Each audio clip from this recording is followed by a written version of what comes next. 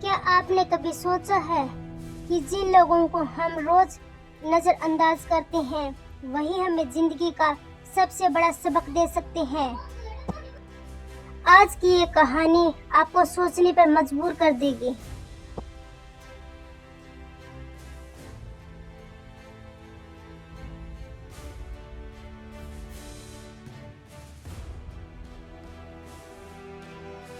सुबह के 5 बजे थे। शहर अभी नींद में डूबा हुआ था, लेकिन रेलवे स्टेशन के प्लेटफॉर्म नंबर 3 पर एक बूढ़ा आदमी रोज की तरह झाड़ू लगा रहा था। नाम था हरिराम, उम्र 70 साल। आंखों में थकान, लेकिन चेहरे पर अजीब सी शांति।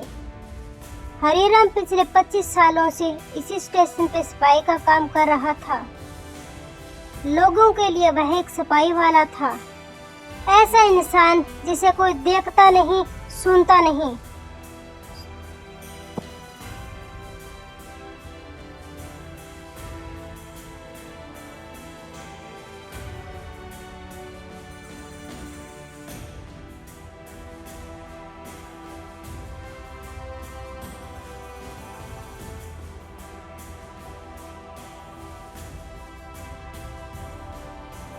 सुबह की पहली ट्रेन आने वाली थी। उसी ट्रेन से एक युवक उतरा, आरव मल्होत्रा।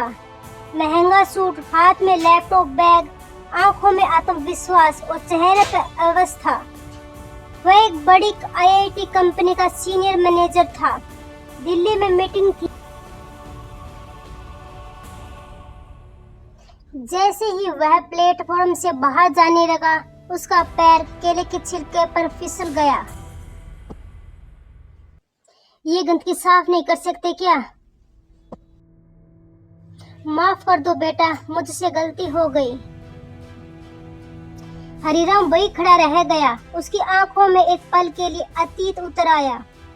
25 साल पहले वह भी इसी स्टेशन से ट्रेन पकड़कर शहर छोड़ गया था। तब वह हरिराम शर्मा एक सरकारी स्कूल का मास्टर था। ईमानदार, मेहनती, लेकिन जरा सी जिद्दी। उसका बेटा अभिनव पढ़ाई में बहुत तेज था। शहर जाकर इंजीनियर बनना चाहता था, लेकिन हरिराम का मानना था सरकारी नौकरी से बड़ी कोई इज्जत नहीं। इसी बात पर बाप बेटे का झगड़ा हो गया। अभिनव गुस्से में घर छोड़कर चला गया।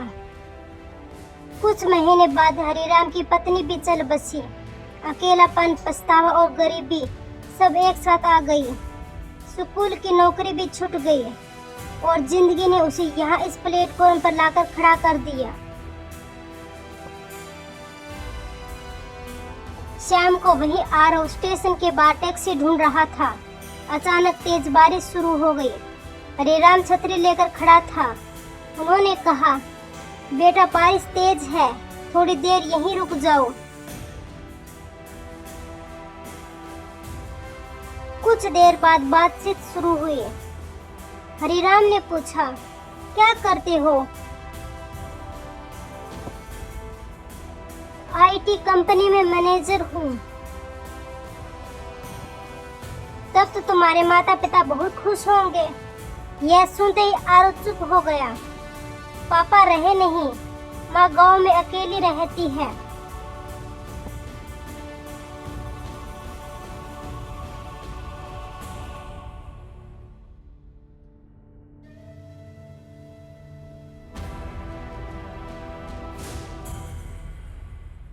अगले दिन आरव की मीटिंग कैंसिल हो गई। वह यूं ही स्टेशन के पास बैठा हुआ था। अचानक उसने देखा हरिराम एक बच्चे को अपने टिफिन का खाना खिला रहा था।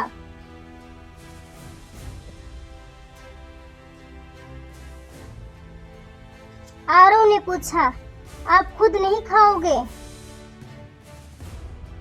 हरिराम मुस्कुराया, बच्चा भूखा था, मैं तो बाद में भी खा लूंगा। आरव को अजीब सा लगा। वही आदमी जिस पर उसने चिल्लाया था, आज किसी अनजान बच्चे का पेट भर रहा है। उसे अपनी जिंदगी याद आई। बड़ी सैलरी, बड़ा घर, लेकिन दिल में खालीपन।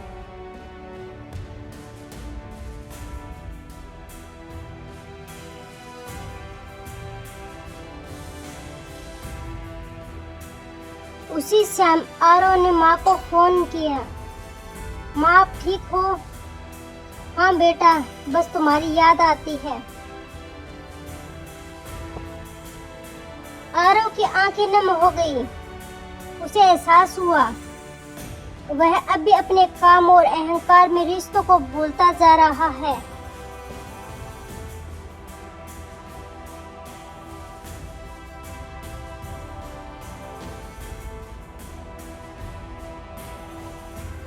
अगली सुबह स्टेशन पर भीड़ थी।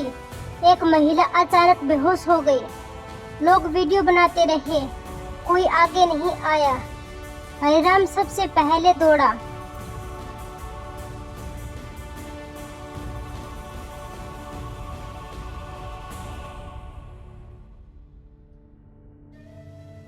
उसने पानी मंगवाया, महिला को सहारा दिया। आरव भी आगे आया। उसने एम्बुलेंस को फोन किया।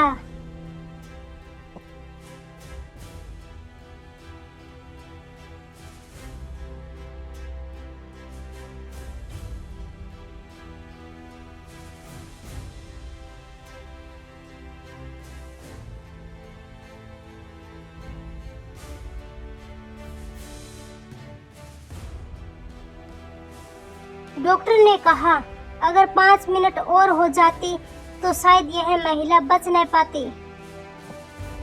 आरव हरिराम को देखता रह गया।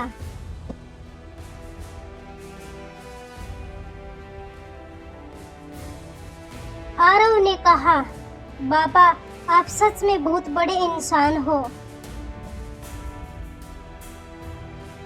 हरिराम मुस्कुराया। बेटा, बड़ा या छोटा इंसान हालात नहीं तय करते, इंसान का दिल तय करता है। उस पल आरव को लगा जैसे जिंदगी ने उसे आईना दिखा दिया हो।